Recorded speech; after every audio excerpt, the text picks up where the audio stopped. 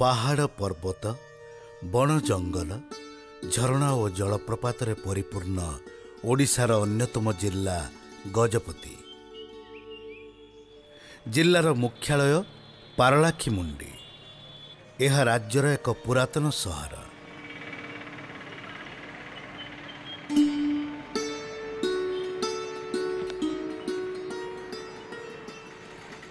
पारलाखीमुंडी सहर ठारू प्राय 85 किलोमीटर दूर में अवस्थित अपूर्व शोभा संपदरे भरा एक रमणीय स्थान चंद्रगिरी।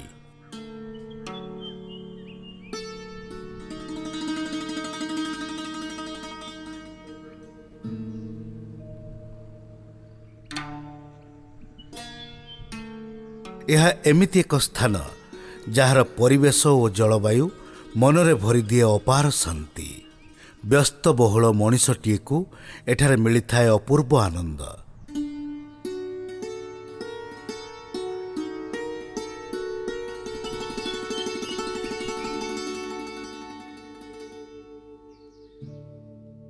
एबे चंद्रगिरी पद्म संभव महाविहार भली बौद्ध कीर्तिराजी को नहीं पालटि जाइछि देशर एक प्रमुख पर्यटन स्थली।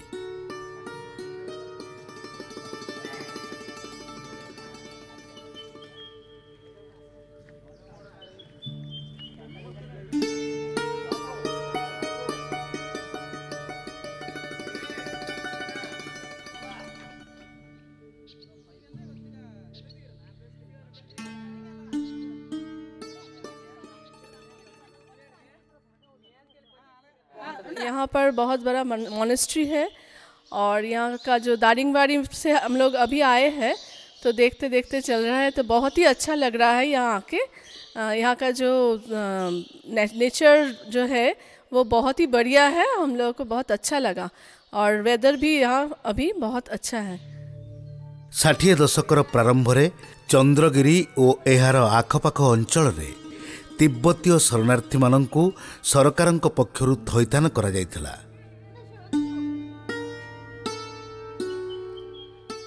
सेमाने एठारे 5 गोटी ग्राम रे बास करंती। सेही ग्राम गुड़िक हला चंद्रगिरी, लबार सिंह, जिरांग, टांगल पदर और महेंद्रगढ़। निज भिटामाटी को छाड़ी आसीथिबा तिब्बतीय माने ओडिशार पानी पवन को एबे निजर करि सारलेनी।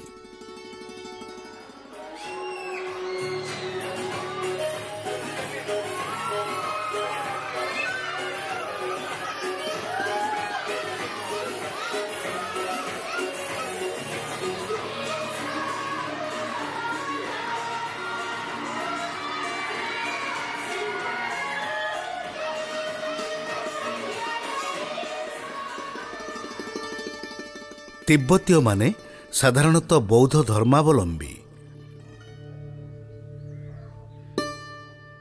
तेणु चंद्रगिरीर प्रति ग्राम रे रहिछि बौद्ध विहार और बौद्ध मंदिर मान।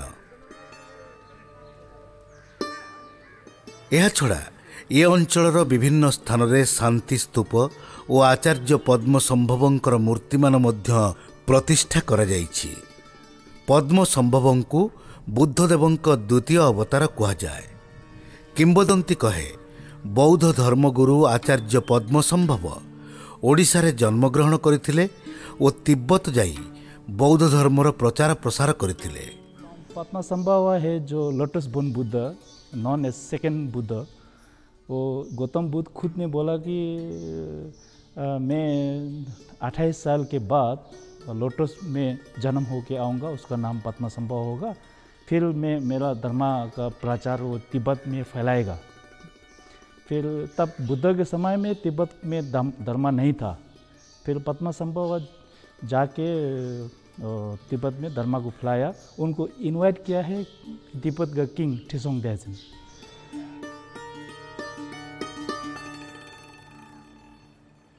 ये पद्म संभव आमर कहते जे आमर केते लोग कहते क्या चिल्कार आमर जन्म होती से गोटे झील उपरे पद्म फूल उपरे जन्म होता तेणुक तार नाम भी पद्म संभव बोले नाम रखा होगा।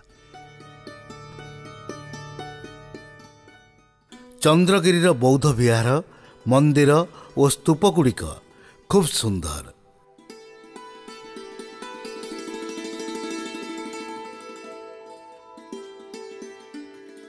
जहाकु देखिबा निमंते राज्य तथा देश विदेशरू वर्ष तमाम पर्यटकंक भीड़ जमी थाए। This is the first time I'm visiting this place. I felt very good visiting this place. I got to know this about this place from my father-in-law. So it's nice visiting here. We are enjoying this. Chandragiri रे पाद रखिले चतुर्दिगरे देखिबाकु मिले फरफर हे उडुथिबा विभिन्न रंगर पताका, जहाकु कि बौद्ध धर्म रे आकाश, मेघ, जल, अग्नि और पृथ्वीर प्रतीक रूपे ग्रहण करा जाई थाए। एही पताका गुड़िक रास्ताघाट, मठ, मंदिर, गृह सम्मुख और छातर उपरिभाग सर्वत्र उड़ुथाए। बौद्ध धर्मावलंबी मानकर विश्वास सही पताकार पवन देहरे बाजिले देह और मन सुस्थ रहे। चंद्रगिरीर बौद्ध विहार गुड़िक जे केवल गोटे गोटे उपासना पीठ ता नुहे, एठारे मध्य बौद्ध धर्म शिक्षा केन्द्र मान रही। विभिन्न देशरू पिला माने आसी एठारे बौद्ध धर्मर दर्शन और तत्व संपर्क में ज्ञान आहरण करती। बौद्ध विहार गुड़िकरे अध्ययनरत छात्र मानकु कहा जाए लामा और छात्री मानकु कहा जाए आनी।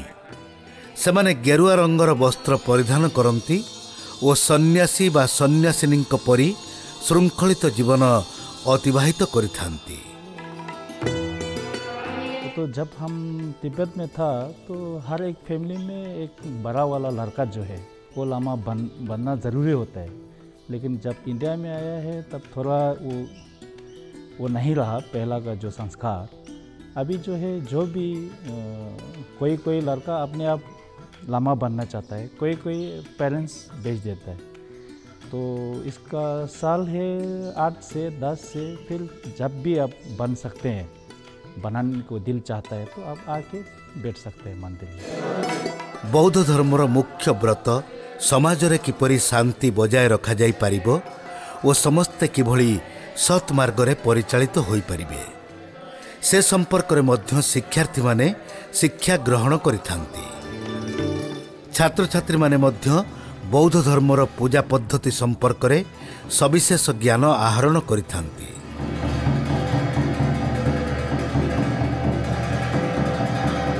यहाँ पे 2002 पर यहाँ आया था। इस मंदिर में बैठ के ऐसे 17 साल हो गया। और मेरा घर का नाम जो लाकपा लामा है, जो हमने माँ बाप ने प्रदान किया वाला नाम। जो मैं यहाँ मंदिर में आया तो हमारा बहुत बड़ा गुरुजी है, गुरुजी ने मेरा का नाम कुनसंग छेगल रख दिया था। हम लोग जो मंदिर में अभी हम लोग घर का नाम यूज़ नहीं होते, यहाँ पर अपना मंदिर का नाम जो अपना गुरुजी ने दिया होगा वही नाम यूज़ होते हैं यहाँ पर। और मेरा इच्छा था कि मैं छोटा से लामा बन जाऊँ। लामा मतलब जो हम लोग बुद्ध धर्म के शिक्षा, अभी आप लोग जो देख रहे होगा यहाँ पर बहुत बड़ा बुद्धिस्ट का टेम्पल है। ये बुद्ध भगवान का टेम्पल है। जो हम लोग यहाँ पर रूम लोग बहुत ज़्यादा है और हम लोग यहाँ पर बैठने का जगह है। ये जैसे भी हिंदी से कहता है ना गुरुकुल, ऐसे है हम लोग का ये बुद्ध धर्म की गुरुकुल है। यहाँ पर बुद्ध भगवान की पढ़ाई, ज्ञान, शिक्षा ऐसा होता है। इसलिए हम भी छोटा से, मेरा इच्छा क्या है बोलने से, हम छोटा से अभी बुद्ध भगवान की चेला बन जाओ। जो बुद्ध भगवान की शिक्षा बन के बुद्ध भगवान जैसा हम लोग तपस्या करके इस जो हम लोग का शांति और ज्ञान हमको मिलेगा, इस ज्ञान से सारा संसार या मेरा खुद अपना का ये शांति के लिए हम लोग भिक्षु बनाए, बुद्ध भगवान जैसा बनने का हम लोग प्रयास कर रहे हैं। चंद्रगिरीर लबार सिंह ग्राम रे रही 2 गोटी बौद्ध मंदिर। उभय मंदिर रे ग्रामर अधिवासी माने पूजा आराधना करिथांती। सही मंदिर 2टीरू गोटे लामा मानक अध्ययन पाई उद्दिष्ट, अन्यटिरे आनी बा बौद्ध सन्यासिनी माने अध्ययन करिथांती।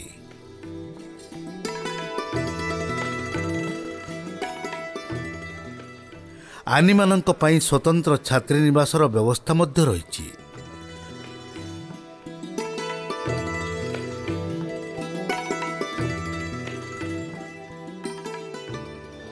प्रभात और संध्यारे सेमाने समवेत प्रार्थना जोग दियंती और दिन बेले बौद्ध धर्मशास्त्र अध्ययन करिथांती।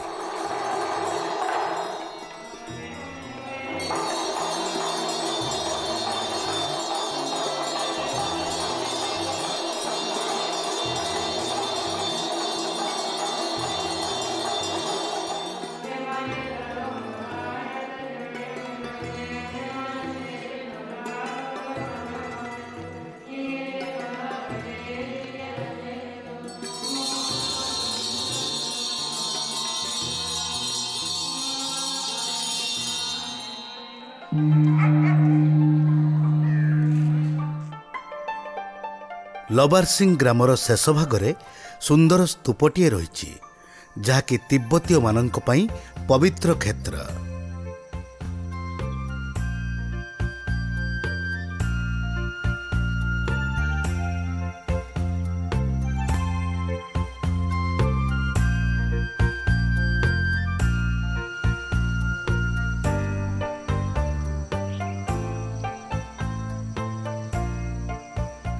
ସେହି ସ୍ତୂପର ଚତୁଃପାର୍ଶ୍ୱ ପରିକ୍ରମା କରିବା ସହ ସେଠାରେ ଥିବା ମନ୍ତ୍ର ଚକ୍ରକୁ ଘୁରାଇଲେ ମନରେ ପବିତ୍ରତା ଭରିଯାଏ ଓ ଅପାର ଶାନ୍ତି ମିଳେ ବୋଲି ସେମାନଙ୍କର ବିଶ୍ୱାସ।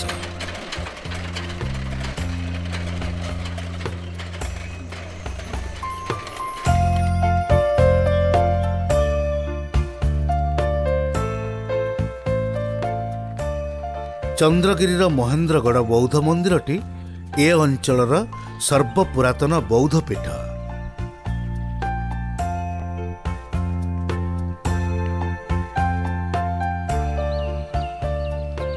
आकाश छुआ पहाड़ को पिठी करी दंडायमान एही मंदिरर दृश्य मनमोहिनी।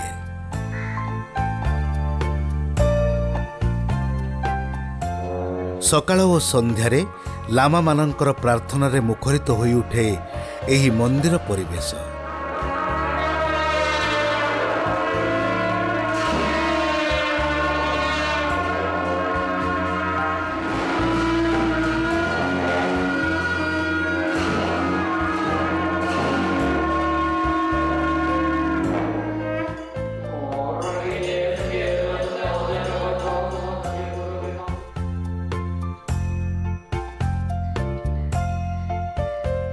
महेन्द्रगढ़ बौद्ध मंदिर सम्मुखरे निर्मित स्तूपगुड़िकर गठन प्रणाली खूब चित्ताकर्षक।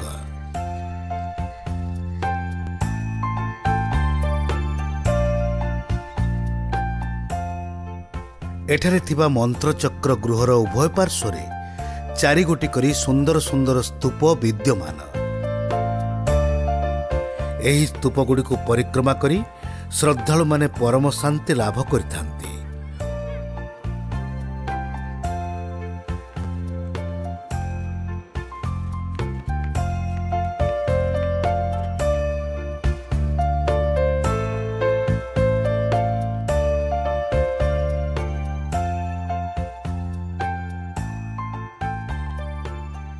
श्रद्धालु माने मंत्रचक्र को घूर्णन करी आह्लादित होइथांती।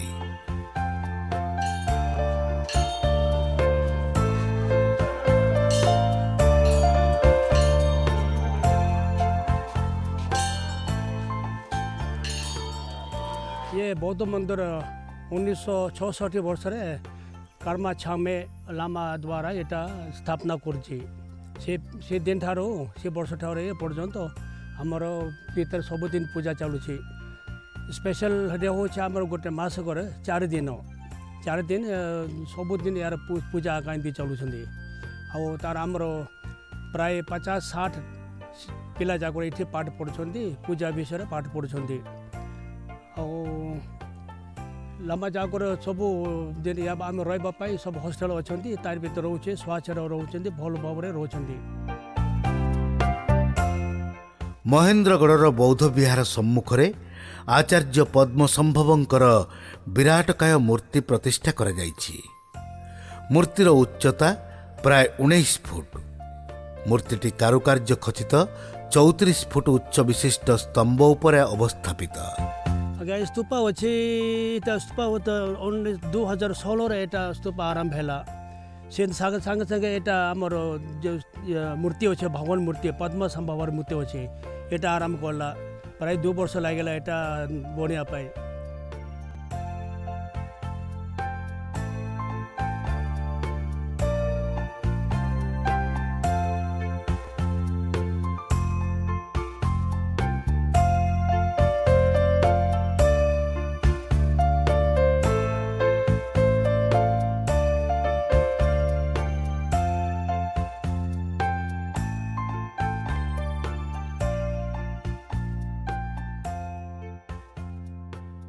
चंद्रगिरी रे अनेक गुड़िए बौद्ध विहार रही एठाकार प्रमुख उपासना क्षेत्र होउछि जिरांगर पद्म संभव महाबौद्ध विहार। एहाको मध्य महाविहार समाज और श्री पद्मपाद बोली कहा जाए।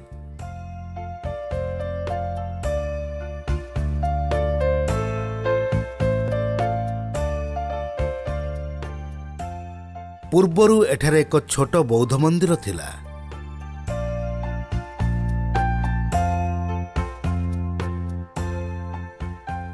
परे एही बड़ मंदिर निर्माण करा जाइछि। मंदिर मध्यरे बुद्धदेवंकर 23 फुट उच्चर एक विराट ध्यानमग्न मूर्ति रहिछि। एही मूर्ति को देखिले मनरे भरी जाए अपार आनंद और शांति। मथा नई जाए तांक पाद तले निजको समर्पी देवाकू।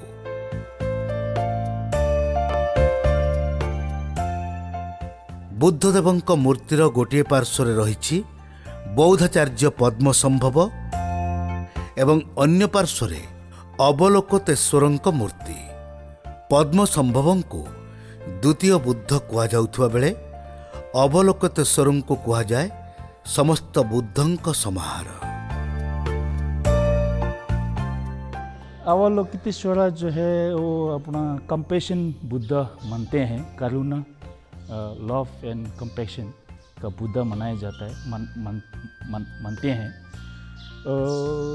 ये हमारा अभी मंदिर के अंदर में है 11 हेड्स एंड 1000 हैंड्स 1000 आइज। वो सिंबॉलिक है कि वो आदमी या ऑल बींग्स को किस तरह से वो क्या बोलते हैं वो दुखद से उठाया जाए, निकाला जाए। इसलिए वो दिन रात बिना सोते हुए, इसका सिंबॉलिक है 1000 आइज, तो कंपैशन बुद्धा बोलते हैं। जी हाँ, वो तिब्बत को स्पेशली रिलेटेड है कंपैशन बुद्ध अवलोकितेश्वर। जैसे कि कर्मापा लामा है, दलाई लामा है, वो सब मतलब अवलोकितेश्वर का अवतार मानते हैं। एही बौद्ध मंदिर मध्य प्रतिष्ठित पद्म संभवंक मूर्तिर उच्चता प्राय 17 फुट। सेही भली अवलोकतेश्वरंक मूर्तिर उच्चता 18 फुट।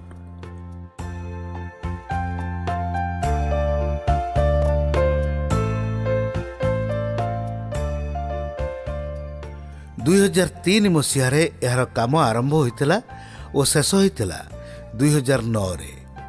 यार निर्माण पाई प्राय 8 कोटी टंका खर्च होइतिला।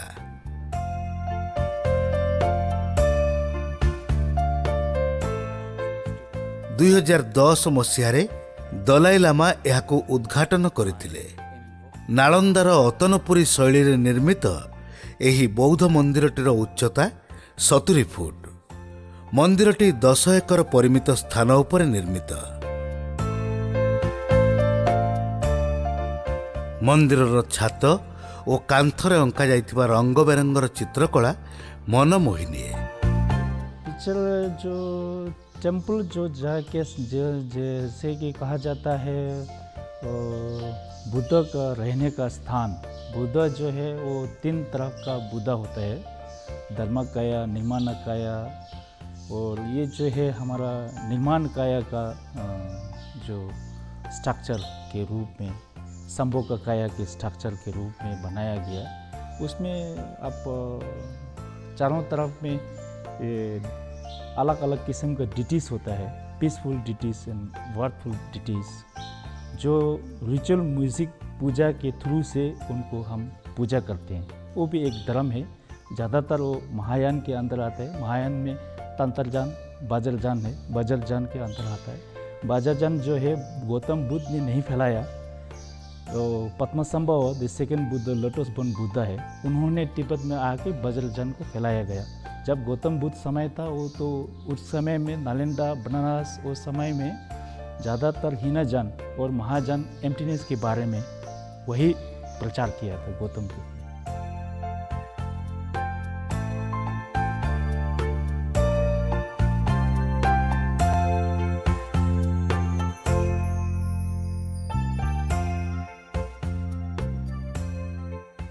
मंदिर सम्मुख रही एक सुंदर पुष्प उद्यान, जोठारे पर्यटक माने सेल्फी नेबा को खूब पसंद करिथांती। मंदिरर दुई पार्श्वरे प्राचीर सदृश दंडायमान द्वितल प्रासाद बौद्ध विहारर छात्रावास और श्रेणीगृह भाव व्यवहृत होता है।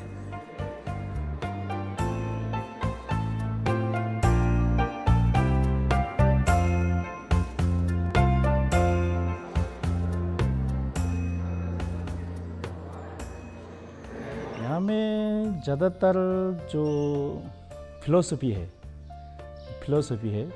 के बारे में जो त्रिपिटका बोलते हैं, उनको हम एजुकेशन के बारे में हिसाब से रास्ता से हम उसको पढ़ाई करते हैं। इसका अब बेसिक क्लास है 1 से 8 स्टैंडर्ड तक। उसके बाद अब रिचुअल म्यूज़िक पूजा का 2 से 3 साल तक ये है। फिर उसके बाद फिलोसफी में 9 ईयर कोर्स है, तो टोटल मिला के 21-22 साल का कोर्स हो जाते हैं। ये मोनेस्ट्री का धर्म गुरु है, जो मेन गुरु जी है, उनके थ्रू से हम सोसाइटी है हमारा यहाँ पे, डोमेस्टिक और इंटरनेशनल दोनों से डोनेशन आ जाते हैं, तो मेस वस सब हो जाते हैं। बौद्ध विहार रे सकाळ 5टा और अपराह्न 4टारे समूह प्रार्थना आयोजित होता है। एठारे अध्ययनरत छात्र माने समवेत होई प्रार्थना रे अंशग्रहण करिथांती।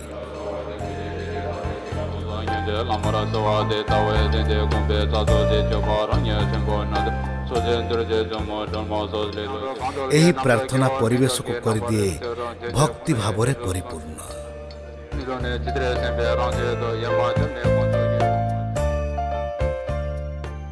पद्म संभव महाविहारर अन्य एक आकर्षण मुख्य मंदिर ठारू अनति दूर रे निर्मित सुंदर स्तूप समूह।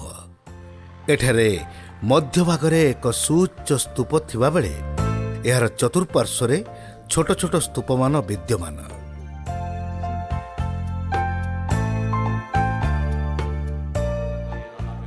ओम मांगनी पद्मे हुम एही मंत्र गुंजरित एही पवित्र बौद्ध पीठ को केवल बौद्ध धर्मावलंबी माने आसंती नहीं, एठारे सबु धर्मर पर्यटक मानंकु देखिबा को मिले।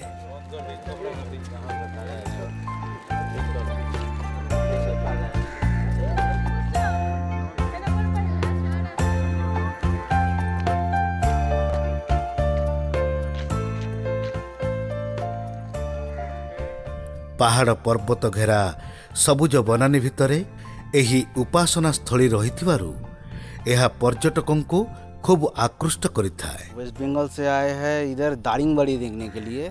यूट्यूब में देखे थे कि ये जिरंगो मोनेस्ट्री है, बहुत सुंदर है, देखने में यूट्यूब में बहुत सुंदर लगे थे।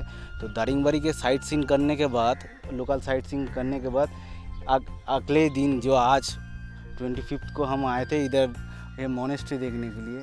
वो देखे आए, जैसा देखे थे यूट्यूब में उससे भी सुंदर है। चंद्रगिरी को तिब्बतीय माने आसीथिले 1963 मसीहारे। आसिला बेले सेमाने साथिरे किछि भी सामग्री आनि नथिले। भारत सरकार और ओडिशा सरकार मिलित प्रचेष्टारे तिब्बतीय शरणार्थी को बासगृह समेत प्रति परिवार को 5 एकर जमी दिया जाइथिला। सेतेबेले एही अंचल संपूर्ण जंगल रे परिपूर्ण रहिथिला। प्रथमे प्रथमे नुआ जगह सह खाप खुआई चलिबा सेमानंक पक्षे कष्टकर थिला। हेले समयर परिवर्तन सांगकु सेमानंक स्थिति रे सुधार आसिबारे लागिला। वर्तमान तिब्बतीय मानंक तृतीय पीढ़ी एठारे रहउचंती। आज्ञा मुझे एठो आसाम तेजूरो लोहेट नेफारो 1965 वर्ष ये आसले आम ओडिशा सरकार आमको एमती भल जगह गोटे देचे ब्रह्मपुर भाया नहीं टाउन ना ये हिल स्टेशन होची आमर ये बड़ ठंडा होची आज्ञा आम बड़ दुखर साथ भी कथा कहवा पड़े कि चाइना आमर इन्वेस्टमेंट करदेला आमर देश को खाईदेला से खाइला लोक आम से घर द्वार सबू जी आम रिश्तेदार अच्छे सब छाड़िक आम ये गोटे रिफ्यूजी तौर आम इंडिया को आस पड़ला किंतु सेंट्रल गवर्नमेंट और स्टेट गवर्नमेंट दोटा जगार आमको भल साहय कर जगह देचे घर बन कर फर्स्ट आइला लोक घर देचे खाइबा पीवा सुविधा करला तारपर जगह देचे भूमि देचे आम मका चाष करुचु तारपर ठंडा दिन शीत वस्त्र बिक्री कर आम पेट पालुचु आम अभी बड़ आनंद अच्छे। सेमानंकर प्रधान जीविका है कृषि। मक्का सेमानंकर प्रधान फसल। मक्का अमल परे परे सेमाने ताको बिक्री करती नहीं। अधिक लाभ पाइबा पई किछि दिन साइति रखती सेतिपई घर आगरे विशेष व्यवस्था करिथांती। सेमानंकर एही मक्का साइति रखिबार दृश्य मध्य एठाकु बुली आसुथिबा लोकंकु बेस आकृष्ट करिथाए।